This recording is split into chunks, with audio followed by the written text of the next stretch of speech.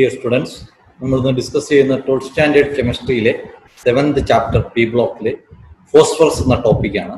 അപ്പോൾ ഫോസ്ഫറസ് നിങ്ങൾക്കറിയാം 15th group എലമെന്റ്സിലെ സെക്കൻഡ് മെമ്പർ ആണ് ഫോസ്ഫറസ്. ഫസ്റ്റ് മെമ്പർ ആരായിരുന്നു നമ്മൾ കണ്ടു? നൈട്രജൻ. അവന്റെ പ്രധാനപ്പെട്ട കോമ്പൗണ്ട്സ് പഠിച്ചു, കുറെ പ്രോപ്പർട്ടീസ് പഠിച്ചു. അതിനുശേഷം ഇനി അടുത്ത എലമെന്റ് വൈസ് നമ്മൾ പഠിക്കുമ്പോൾ എല്ലാ എലമെന്റ്സും അങ്ങനെയെങ്കിൽ പഠിക്കുമെന്ന് ചോദിച്ചാൽ ഇല്ല. വളരെ പ്രധാനപ്പെട്ട എലമെന്റ്സ് ഓഫ് ദ ഗ്രൂപ്പ്സ് ആണ് നമ്മൾ പലപ്പോഴും ഡീൽ ചെയ്ത് പഠിക്കുന്നത്. അപ്പൊ അതിൽ phosphorus allotropic forms of phosphorus ഏതൊക്കെയാണെന്ന് ചോദിച്ചാൽ, ഫോസ്ഫറസ് പല രൂപത്തിൽ നേച്ചറിൽ കാണപ്പെടും. ബേസിക്കലി 3 അലോട്രോപിക് ഫോംസ് ആണ്: white phosphorus or the yellow phosphorus, next coming the red phosphorus and last the black phosphorus. പലപ്പോഴും ഇത് ഡിസ്റ്റിങ്വിഷ് ചെയ്യാനായിട്ട് പ്രധാനമായിട്ടും ചോദിക്കുന്നത് white and distinguish between white and red phosphorus ചോദിക്കാറുള്ളതാണ്. ഓക്കെ, അപ്പോ white phosphorus, what is white phosphorus എന്ന് വെച്ചാൽ it is a translucent white waxy solid ആണ്. എസ്പെഷ്യലി ഓർക്കാനുള്ളത് വൈറ്റ് മെഴുകിനെ പോലെ ഇരിക്കുന്ന സോളിഡ് ആണ്. അടുത്ത ഇറ്റ് ഈസ് പോയിസണസ് ആണ്, ഇൻസോലുബിൾ ഇൻ വാട്ടർ ആണ്. ഒരു സാധനം ഇൻസോലുബിൾ ഇൻ വാട്ടർ എന്ന് പറഞ്ഞാൽ അത് ഏതെങ്കിലും ഓർഗാനിക് സോൾവെന്റിൽ ഡിസോൾവ് ആവും. വളരെ ഫേമസ് ആയിട്ടുള്ള ഒരു ഓർഗാനിക് സോൾവെന്റ് ആണ് കാർബൺ ഡൈസൾഫൈഡ് അഥവാ CS2 എന്ന് നമ്മൾ പറയും. ഇനി ഈ വൈറ്റ് ഫോസ്ഫറസിന്റെ അടുത്ത വളരെ പ്രധാനപ്പെട്ട പ്രോപ്പർട്ടിയാണ് it is glows in dark. അതായത് ഒരു കെമിക്കൽ കോമ്പൗണ്ട് സ്വന്തമായി ഇരുന്ന് നമ്മുടെ മിന്നാമിനിങ്ങൊക്കെ തിളങ്ങുന്നത് പോലെ തിളങ്ങിയാൽ that property is called chemiluminescence. So white phosphorus exhibit chemiluminescence. Next, വളരെ പ്രധാനപ്പെട്ട ഒരു റിയാക്ഷൻ ആണ് ഈ വൈറ്റ് ഫോസ്ഫറസ് എലമെന്റൽ വൈസ് എഴുതിയാൽ ഇറ്റ് ഈസ് P4. വളരെ സ്ട്രോങ് ബേസ് ആയ NaOH റിയാക്ട് ചെയ്താൽ what we will get PH3 plus NaH2PO2. ഈ PH3 എന്ന് പറയുന്നത് അടുത്ത ഒരു ഇൻഡസ്ട്രിയലി ഇമ്പോർട്ടന്റ് കോമ്പൗണ്ട് ആണ്. ഇവന്റെ പേര് ഫോസ്ഫൈൻ എന്നാണ്. ഹൈഡ്രേറ്റ്സ് ഓഫ് നൈട്രജനിൽ നമ്മൾ കണ്ടിട്ടുണ്ട് ഇവനെ ഇതിനു മുമ്പ് PH3 എന്നും പറഞ്ഞ്. ആരായി PH3? ഫോസ്ഫൈൻ. അതിന്റെ കൂടെ നമുക്ക് കിട്ടുന്ന ആളാരാ?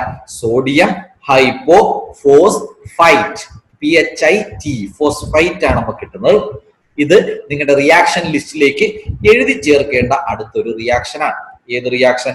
ഫോസ്ഫറസും NaOH കൂടി റിയാക്ട് ചെയ്യുന്നു. In the presence of water we will get PH3 plus NaH2PO2. NaH2PO2 balance ചെയ്ത് എഴുതണം. ഓക്കെ, ഇനി അടുത്ത വളരെ പ്രധാനപ്പെട്ട പ്രോപ്പർട്ടിയാണ് white phosphorus is less stable and is more reactive. ഇനി അടുത്തത് in white phosphorus the PPP bond angle are only 60 degree. So it is greater angular strain and it is highly എന്താണ്? അൺസ്റ്റേബിൾ ആണ്. It readily catches fire in air to give dense white fumes of P4O10. ഈ P4 plus 5O2 gives P4O10. അടുത്ത reaction list paper, one sided പേപ്പറിൽ എഴുതുക. അതിലിപ്പോ ഒരു 5-6 sheet വരും. അത് എപ്പോഴും സ്റ്റിക്ക് ഓൺ ചെയ്യാം, സ്ഥിരമായി അത് റിവൈസ് ചെയ്യുക. അതേ ഈ ചാപ്റ്ററിൽ നിങ്ങൾ നോട്ടായിട്ട് ചെയ്യുന്ന മെയിൻസ് ആണ്. ഇനി അടുത്തതാണ് നമ്മൾ പറഞ്ഞു P4 മോളിക്യൂൾ ഒറ്റയ്ക്ക് ഇങ്ങനെ ടെട്രാഹീഡ്രൽ മാനറിൽ അറേഞ്ച് ചെയ്താൽ നിൽക്കുന്നത്. P4ന്റെ ഒരു സ്ട്രക്ചറാണ്. ഇവിടുത്തെ ബോണ്ട് ആംഗിൾ 60 degree ആണ്. പടം വരച്ച് പഠിക്കണമെന്നൊന്നുമില്ല, കാണിക്കാൻ വേണ്ടി കാണിച്ചിരുന്നു. അടുത്ത പ്രധാനപ്പെട്ട ഫോസ്ഫറസ് ഏതാ? അടുത്ത allotrope the red phosphorus. It is obtained by heating white phosphorus. ഇനി red phosphorus as iron grey lustre, മറ്റത് white wax solid. It is odourless, non poisonous and insoluble in water as well as carbon dioxide. ഒന്നിലും കലങ്ങിച്ചേരത്തില്ല, അതാണ് insoluble. ഇനി chemically red phosphorus is much less reactive than white phosphorus. Red phosphorus less റിയാക്റ്റീവും white phosphorus ഈ പറഞ്ഞ more റിയാക്റ്റീവുമാണ്. ഇനി it does not glow എന്ന്, മറ്റത് കെമിലൂമിനസൻസ് കാണിക്കുമെങ്കിൽ റെഡ് ഫോസ്ഫറസ് കെമിലൂമിനസൻസ് കാണിക്കത്തില്ല. ഇനി മറ്റത് ഒറ്റയ്ക്ക് ടെട്രാഹൈഡ്രൽ മോളിക്യൂൾസ് ആണ് എന്നെങ്കിൽ it contains polymeric chains of P4 tetrahedral. നേരത്തെ ഒറ്റയ്ക്ക് നിന്ന P4നെ മനുഷ്യച്ചങ്ങല പോലെ ബൈ ചെയിൻ ഇട്ട് യോജിപ്പിച്ചാൽ we will get red phosphorus. The third allotrope of phosphorus is called the black phosphorus. Black phosphorus രണ്ട് രൂപത്തിലാണ് കാണപ്പെടുന്നത്: alpha black phosphorus and beta black phosphorus. അതിലാകെ ഓർത്തു വയ്ക്കാനുള്ള പോയിന്റ് അതേ ഉള്ളൂ. Alpha black phosphorus is formed when red phosphorus is heated. അത്രയും കാര്യം മാത്രം ഓർത്തു വെച്ചിരിക്കണം. ഇനി ഫോസ്ഫറസ് P ആണ് ഫോസ്ഫറസ്. ഈ ഫോസ്ഫറസ് ഹൈഡ്രജനുമായിട്ട് റിയാക്ട് ചെയ്താൽ കിട്ടുന്ന ഹൈഡ്രൈഡ് ആണ്. വളരെ ഫേമസ് ആയിട്ടുള്ള ഒരു കെമിക്കൽ കോമ്പൗണ്ട് ആണ്. ഫോസ്ഫൈൻ എന്ന് പറയും. PH3. ഇത് പല റിയാക്ഷനുകൾ വഴി നമുക്ക് ഫോസ്ഫൈൻ ഉണ്ടാക്കാം. വളരെ പ്രധാനപ്പെട്ട 2 റിയാക്ഷൻ ആണ്. ഇതും റിയാക്ഷൻ ലിസ്റ്റിൽ പോകണം, ബൈ ഹാർട്ട് ചെയ്യണം, പേപ്പറിൽ എഴുതണം, സ്ഥിരം റിവൈസ് ചെയ്യണം. CA3P2 വാട്ടറുമായിട്ട് റിയാക്ട് ചെയ്താലോ CA3P2 HCl റിയാക്ട് ചെയ്താലോ what we will get PH3 കിട്ടും. ബൈ പ്രോഡക്ട്സുകളും ഓർത്ത് വെച്ചേക്കാം. ഇനി വളരെ important laboratory preparation of phosphine ആണ്. അത് പ്രധാനമായും ഉണ്ടാക്കുന്നത് ഫോസ്ഫറസും NaOH വാട്ടറും കൂടെ ആഡ് ചെയ്യുന്ന നമ്മൾ നേരത്തെ കുറച്ചു മുമ്പ് കണ്ട റിയാക്ഷൻ ആണിത്. ഇത് ആൾറെഡി നിങ്ങൾ എഴുതി കേട്ടിട്ടുണ്ട്, റിപ്പീറ്റ് ആയതുകൊണ്ട് എഴുതണ്ട. ഓക്കെ, അപ്പൊ ഇവന്റെ പേരെന്തോ ഫോസ്ഫൈനും കിട്ടും. അവിടെ ബൈ പ്രോഡക്റ്റ് കിട്ടിയത് സോഡിയം ഹൈപ്പോഫോസ്ഫൈറ്റ് ആണ്. ഇവന്റെ properties: it is A colourless gas with rotten fishy smell and it is highly poisonous ആണ്. ഏത് ഫോസ്ഫൈൻ എന്ന് പറയുന്നത്. റോട്ടൻ ഫിഷ് എന്ന് പറഞ്ഞാൽ ഞങ്ങൾക്ക് അറിയാം, കടപ്പുറത്ത് നിന്ന മീൻ അഴുകി അല്ലെങ്കിൽ അതിന്റെ ഒരു ഉഷിഞ്ഞ ഒരു smell, that smell we call this rotten fishy smell. ഈ റോട്ടൻ ഫിഷി സ്മെല്ല് ഫോസ്ഫൈന് മാത്രമൊന്നുമല്ല കേട്ടോ, കെമിസ്ട്രിയിലുള്ള വേറെ കുറെ ആൾക്കാർക്കുണ്ട്. ഈ ഫോസ്ഫൈന് ടിപ്പിക്കൽ റോട്ടൻ ഫിഷി സ്മെല്ലാണ്. മാത്രമല്ല ഇത് ഹൈലി പോയിസണസും ആണ്. നിങ്ങൾ ഹിറ്റ്ലർ എന്ന് പറഞ്ഞ ഒരാളെ കുറിച്ച് കേട്ടിട്ടുണ്ടല്ലോ. ഹിറ്റ്ലർ ജൂതന്മാരെ, ജ്യൂസിനെ കൊല്ലാൻ വേണ്ടി പരിപാടി ചെയ്തത്, പുള്ളിക്കാരൻ കുറെ ജൂതന്മാരെ പിടിച്ചോണ്ട് ഒരു പ്രത്യേകതരം ചേംബറുകൾ, that is called the gas chamber, അതിലേക്ക് ഈ ഫോസ്ഫൈൻ ഗ്യാസ് കടത്തിവിടും. ഈ ഫോസ്ഫൈൻ ഗ്യാസ് ശ്വസിച്ചു കഴിഞ്ഞാൽ ആ മനുഷ്യന്മാര് പെട്ടെന്ന് തന്നെ മരിച്ചു. അതാണ് ഇനി ഈ പ്രധാനപ്പെട്ട കാരണം. ഈ പറഞ്ഞതുപോലെ ഫോസ്ഫൈന്റെ പോയിസണസ് നേച്ചറിന് കുറെ ഇതുണ്ട്. The solution of PH3 in water decomposes in the presence of light giving red phosphorus and hydrogen. ഇതിന്റെ റിയാക്ഷൻ കോപ്പർ സൾഫേറ്റും ഫോസ്ഫൈനും കൂടെ റിയാക്ട് ചെയ്താൽ we will get Cu3P2 plus H2SO4. Mercury ക്ലോറൈഡും ഫോസ്ഫൈനും കൂടെ റിയാക്ട് ചെയ്താൽ we will get Hg3P2 plus HC. ഇനി ഇവനും ഒരു weakly, phosphine is a weakly basic and gives phosphonium compounds with acid. എന്താണ് കിട്ടുന്നത്? ഫോസ്ഫോണിയം കോമ്പൗണ്ട്സ്. അതിന് എക്സാമ്പിൾ ആണ് PH3 plus HBr. What we will get PH4Br. ഇനി ഫോസ്ഫൈൻ എന്തിനാണ് വളരെ ഇമ്പോർട്ടന്റ് ആണ്? നമ്മൾ പറഞ്ഞു പോയിസണസ് ഗ്യാസ് ആണ്. ഹിറ്റ്ലർ ഇത് ഉപയോഗിച്ച് പലരെയും കൊല്ലാനാണ് യൂസ് ചെയ്തത്. Phosphine is technically used to produce home signals എന്ന് പറയും. ഇത് എന്തിനാന്ന് ചോദിച്ചു കഴിഞ്ഞാൽ കപ്പലുകൾ ഓടുന്ന റോഡുകളുണ്ട്. റോഡെന്ന് നമ്മൾ പറയുന്നെങ്കിൽ അത് കപ്പൽ ചാലെന്നാണ് അതിന്റെ കറക്റ്റ് മലയാളം. അപ്പോൾ ഒരു കപ്പൽ വഴിയിൽ എവിടെയെങ്കിലും നങ്കൂരമിട്ട് പാർക്ക് ചെയ്ത് കഴിഞ്ഞാൽ അത് അവിടെ ഉണ്ടെന്ന് എന്ത് ചെയ്യണം? ഈ മീൻ പിടിക്കാൻ പോകുന്ന ബോട്ടുകാരും അതില് പിറകെ വരുന്ന വേറെ കപ്പലുകാരും തിരിച്ച് എതിർദിശയിൽ വരുന്നവരൊക്കെ അറിയണം. അപ്പൊ അവർ ചെയ്യുന്ന ഒരു പരിപാടിയാണ്, കപ്പൽ പാർക്ക് ചെയ്തതിന് ശേഷം അവർ ഇതിന് വെളിയിലേക്ക് അല്ലെങ്കിൽ ഒരു കുറച്ച് ഡിസ്റ്റൻസിലേക്ക് കുറെ പാട്ടപ്പെട്ടികൾ വലിച്ചെറിയും. ഈ പാട്ടപ്പെട്ടികൾ നിറച്ചുണ്ടാക്കി വെച്ചേക്കുന്നത് ഫോസ്ഫൈനിന്റെ സോളിഡ് ആണ്. ഈ ഫോസ്ഫൈന്റെ പാട്ടപ്പെട്ടിയിൽ കുറെ തുളയിട്ട് വെച്ച്, അപ്പൊ അത് വെള്ളത്തിൽ ചെന്ന് വീണ ഉടനെ, കടലിലാണല്ലോ കപ്പൽ ഇപ്പൊ നിൽക്കുന്നത്, വെള്ളം ഇരച്ചു കയറും. ആ പാട്ട എന്ന് വെച്ചാൽ നിങ്ങൾക്ക് അറിയാമല്ലോ, നമ്മുടെ ഓയിലൊക്കെ കൊണ്ടുവന്ന പോലത്തെ സ്റ്റീൽ കണ്ടെയ്നേഴ്സ് പോലത്തെ പാട്ടകളാണ് ഉദ്ദേശിച്ചത്. അപ്പൊ അതിലേക്ക് വാട്ടറും കൂടെ കയറി കഴിഞ്ഞാൽ അതിൽ നിന്ന് കുറെ പുക പോലെ ഒരു സാധനം, പുകയല്ല സത്യത്തിൽ അതൊരു എന്താ പറയുന്ന ഒരു സിഗ്നൽ പോലെ ആക്ട് ചെയ്യും. നിങ്ങൾ ഈ പറഞ്ഞ നിങ്ങളുടെ എന്താ പറയുക റിയാലിറ്റി ഷോയിലൊക്കെ ഈ സ്മോക്ക് സ്ക്രീൻ എന്ന് പറഞ്ഞൊരു പരിപാടി കണ്ടിട്ടുണ്ട്. ഈ സ്മോക്ക് സ്ക്രീൻ ഉണ്ടാക്കുമ്പോൾ അതിന്റെ അകത്ത് ഉള്ളത് ഒരു കോമ്പൗണ്ട് ഫോസ്ഫൈൻ ആണ് എന്ന് ചോദിച്ചാൽ ആ ഫോസ്ഫൈന്റെ സ്മോക്ക് ശ്വസിച്ചാൽ ചത്തുപോകില്ല എന്ന് ചോദിച്ചാൽ ഇല്ല. കാര്യം ഈ ഫോസ്ഫൈൻ എന്ത് ചെയ്യുന്നറിയോ? The containers contain calcium carbide and calcium phosphate are pierced and thrown in the sea. The gas is able to burn and serve as a signal. So it is also used in എന്താണ് smoke screens ഉണ്ടാക്കാൻ ആരെ ഉപയോഗിക്കും? ഫോസ്ഫൈനിനെ ഉപയോഗിക്കും. ഇനി അടുത്തത് ഫോസ്ഫൈനിന്റെ അല്ലെങ്കിൽ ഫോസ്ഫറസിന്റെ ഹാലജൻസുമായിട്ട് react ചെയ്യുമ്പോൾ കിട്ടുന്ന ഫോസ്ഫറസ് ഹാലൈഡ്സ് ആണ്. അത് 2 ഫോർമുലയിലാണുള്ളത്. ഒന്ന് PX3 ഫോർമുലയിലും അടുത്തത് PX5 ഫോർമുലയിലും. അതിൽ പ്രധാനപ്പെട്ട ഒരു കോമ്പൗണ്ട് എന്ന് പറയുന്നത് phosphorus trichloride or the PCl3. It is obtained by passing dry chlorine over heated white phosphorus. അതായത് P4 plus 6Cl2 what we will get 4PCl3.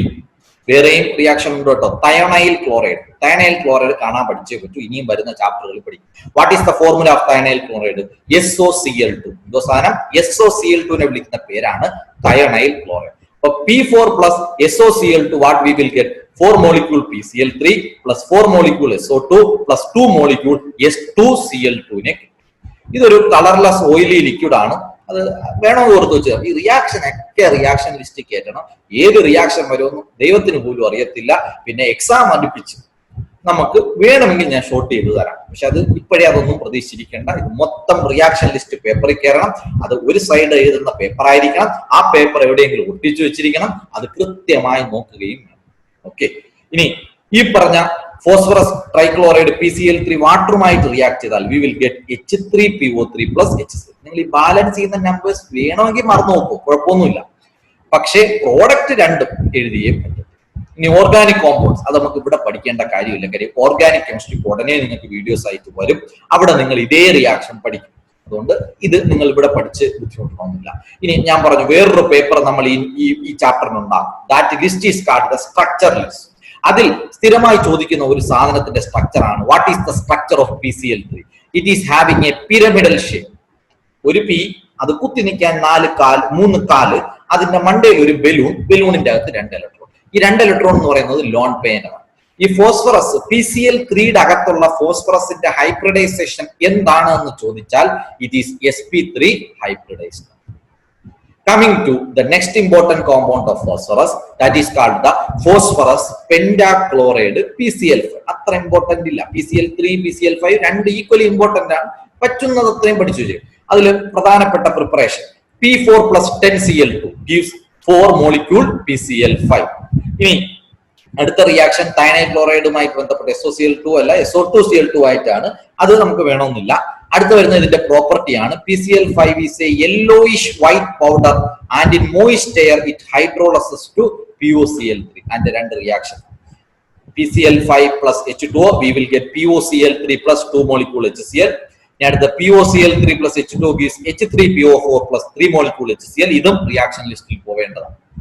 ഇനി സ്ട്രോങ് ഹീറ്റിംഗ് നടത്തിയാൽ PCl5 will be decomposing to PCl3 plus Cl2 ആയിട്ട്. ഇനി ഇതിന്റെ structure എന്ന് വെച്ചാൽ PCl5 is having a trigonal bipyramidal structure. അതിൽ 3 ബോണ്ടുകൾ, ഈ 3 ബോണ്ടുകൾ 1 2 3, ഈ 3 ബോണ്ടുകൾ is called the equatorial PCl bonds are equivalent or having the same length. while the axial, ഈ നീളം കൂടിയതിനെയാണ് നമ്മൾ ആക്സിയൽ ബോണ്ട് എന്ന് പറയുന്നത്. അവർ ലോങ്ങർ ദാൻ ഇക്വറ്റോറിയൽ ബോണ്ട് ആണ്. This is due to the fact that the axial bond pairs suffer more repulsion as compared to the equatorial bond pairs. അങ്ങനെയാണ്. അതുകൊണ്ട് തന്നെ PCl5 is more reactive എന്ന് നമ്മൾ പറയാം. ഇനി അടുത്ത ഇമ്പോർട്ടന്റ് ആണ് the oxo acids of phosphorus. Oxo acids of phosphorus എന്ന് വെച്ചാൽ എവിടെ ഓക്സോ ആസിഡ് എന്ന് പറഞ്ഞാൽ അവിടെ ഓക്സിജൻ കാണും. ആസിഡ് എന്ന് പറഞ്ഞത് കൊണ്ട് ഹൈഡ്രജൻ കാണും. ഓഫ് ഫോസ്ഫറസ് എന്ന് പറഞ്ഞാൽ അവിടെ പിന്നെ ഫോസ്ഫറസ്. ഇനി ഓക്സോ ആസിഡ്സ് ഓഫ് ക്ലോറിൻ എന്ന് പറഞ്ഞാൽ ആരൊക്കെ കാണും? ഓക്സോ ആസിഡ് എന്ന് പറഞ്ഞുകൊണ്ട് ഓക്സിജൻ കാണും സ്ട്രക്ചറിൽ. ആസിഡ് എന്ന് പറഞ്ഞുകൊണ്ട് എച്ച് കാണും സ്ട്രക്ചറിൽ. ഓഫ് ക്ലോറിൻ എന്ന് പറഞ്ഞത് കൊണ്ട് സ്ട്രക്ചറിൽ ക്ലോറിനും കാണും.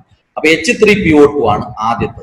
ഇവന്റെ പേര് പഠിക്കാൻ പറ്റുമെന്ന് പഠിച്ചു വെച്ചാൽ it is hypophosphorous acid, commonly called the phosphinic acid. It is having the formula H3PO2. ഇവന്റെയും സ്ട്രക്ചർ മനസ്സിലായോ? ഒരു P, 2 സിംഗിൾ ബോണ്ട് H, ഒരു സിംഗിൾ ബോണ്ട് OH, ഒരു ഡബിൾ ബോണ്ട് O. ഇനി ഇവനെ പ്രിപ്പയർ ചെയ്ത reaction P4 plus NaOH plus H2O gives PH3 plus NaH2PO2. നിങ്ങൾ ഇതിനു മുമ്പും കണ്ട ഒരു റിയാക്ഷൻ. ഇനി it is a strong reducing agent. ഉണ്ടോ ഈ സാധനം is a strong reducing agent with the presence of pH bond. It is monobasic ആണ്. എന്തുകൊണ്ട് മോണോബേസിക് ആയെന്ന് ചോദിക്കും. even though it contains 3 hydrogen atom. സാധാരണ ഒരു ഹൈഡ്രജൻ ആറ്റം ഉള്ളവരാണ് മോണോബേസിക്. പക്ഷെ ഇവിടെ 3 ഹൈഡ്രജൻ വന്നിട്ടും മോണോബേസിക് ആയത് എന്തുകൊണ്ടാന്ന് ചോദിച്ചാൽ നിങ്ങൾ സ്ട്രക്ചർ ഒന്ന് നോക്കിക്കേ. ഈ സ്ട്രക്ചറിൽ ഫോസ്ഫറസുമായിട്ട് ഡയറക്റ്റ് ബന്ധപ്പെട്ട് കിടക്കുന്ന ഹൈഡ്രജൻ ഒരിക്കലും വിട്ടുകൊടുക്കത്തില്ല. ഹൈഡ്രജൻ അവൻ ഫോസ്ഫറസുമായിട്ട് മുറുകെ പിടിച്ച്. പക്ഷേ POH-ലുള്ള ഹൈഡ്രജനാണ് സത്യത്തിൽ ഇറങ്ങി വെളിയിൽ വരുന്നത്. ഹൈഡ്രജനെ റിലീസ് ചെയ്യുന്നവരല്ലേ അരിഹീനിയസ് കൺസെപ്റ്റിൽ ആസിഡ്. അങ്ങനെയാണ് H3PO2 ഒരു മോണോബേസിക് ആസിഡ് ആയത്. എപ്പോഴും ആസിഡിന്റെ സ്ട്രെങ്ത് നമ്മൾ ബേസിസിറ്റിയുടെ ടേംസിലാണ് നമ്മൾ പറയാറുള്ളത്. ഓക്കെ, അപ്പോ ഇതാണ് ആര് H3PO2. അടുത്തത് H3PO3 ആണ്. ഇവന്റെ പേര് ഓർത്തോ ഫോസ്ഫോറസ് ആസിഡ്. ഫോർമുല പഠിച്ചിട്ട് ബൈഹാർട്ട് ചെയ്യാൻ നോക്കുക. ഇവന്റെ ഒരു പ്രധാനപ്പെട്ട reaction P2O3 plus H2O gives H3PO3. ഇവന്റെ nature dibasic because of the presence of 2 OH groups. എത്ര OH ഗ്രൂപ്പ്സ് ഉണ്ട്? 2 OH ഗ്രൂപ്പ്. ഈ സ്ട്രക്ചർ ലിസ്റ്റ് എന്ന പേപ്പറിൽ ഒരു സൈഡുള്ള പേപ്പറിൽ എഴുതി H3PO3 സ്ട്രക്ചർ വരച്ച് ഒട്ടിച്ച് വെച്ച് പഠിച്ചു. അടുത്ത ഓക്സോ ആസിഡ് ഓഫ് ഫോസ്ഫറസ് ആണ് H4P2O5. പേര് പഠിക്കാൻ പറ്റുമെങ്കിൽ ഓർക്കുക, പൈറോ ഫോസ്ഫോറസ് ആസിഡ് എന്ന് പറയും. അവിടുത്തെ റിയാക്ഷൻ ഉണ്ടോ, PCl3+ H3PO3 gives H4P2O5+ HCl. പാടാണ്, കാണാൻ പഠിക്കാനെന്ന് അറിയാം, പക്ഷെ രക്ഷയില്ല. ഇപ്പൊ തൽക്കാലം പേപ്പറിൽ എഴുതി വെച്ച് ബൈഹാർട്ട് ചെയ്യാൻ ശ്രമിച്ചുകൊണ്ടിരിക്കുക. ഇനി ഇവന് ഒരു ഡൈബേസിക് ആണ്. ഒരാൾ ഡൈബേസിക് എന്ന് വെച്ചാൽ ഈ ഓക്സോ ആസിഡിന്റെ അകത്ത് 2 OH ഗ്രൂപ്പ്സേ ഉള്ളൂ, അതുകൊണ്ട്. ഇനി H4P2O6, this is called the hypophosphoric acid. Even it is എന്താണ് പറയുന്നത്, it is prepared by the action of alkali on red phosphorus ആണ്, followed by passing through cation exchange resins. അത് ടെട്രാ ബേസിക് ആണെന്ന് മാത്രം ഓർത്തേക്കുക. അടുത്തത് അതിന്റെ സ്ട്രക്ചർ വേണമെന്നൊന്നുമില്ല, H3PO4 ഓർത്തോ ഫോസ്ഫോറിക് ആസിഡ്, അതിന്റെയും റിയാക്ഷൻ താഴെ സ്ട്രക്ചറും ഉള്ളു. ഇനി H4P2O7 പൈറോ ഫോസ്ഫോറിക് ആസിഡ്, അതിന്റെ സ്ട്രക്ചറും വേണം, സ്ട്രക്ചർ മാത്രം മതി, റിയാക്ഷൻ വേണ്ട. ഇനി മെറ്റാഫോസ്ഫോറിക് ആസിഡ്, ഇത് രണ്ടും പടം തന്നിട്ട് ഐഡന്റിഫൈ ചെയ്യാൻ ചോദിക്കും. ഇതെല്ലാം ഈ പടം എന്ന് പറയുന്നത് ഇങ്ങനത്തെ ഉൾക്കാഴ്ച പടം തന്ന ഇറ്റ് സൈക്ലോ ട്രൈ മെറ്റാഫോസ്ഫോറിക് ആസിഡ്. ഇങ്ങനെ ഒരു ചെയിൻ, മനുഷ്യച്ചങ്ങല പോലെ തന്ന ഇറ്റ് ഈസ് പോളിമെറ്റാഫോസ്ഫോറിക് ആസിഡ്. ഓക്കെ, അപ്പോ ഇത്രയുമാണ് ഫോസ്ഫോറിക് ആസിഡ് അല്ലെങ്കിൽ ഫോസ്ഫറസുമായിട്ട് ബന്ധപ്പെട്ട് നമ്മൾ പഠിക്കാറുള്ളത്. അതോടുകൂടി 15th ഗ്രൂപ്പ് എലമെന്റ്സ് തീർന്നു. അടുത്ത വീഡിയോ തൊട്ട് നിങ്ങൾ 16th ഗ്രൂപ്പ് കാണും. ഓക്കെ, അടുത്ത വീഡിയോയിൽ ബാക്കി കാണാം. Till then good bye, thank you.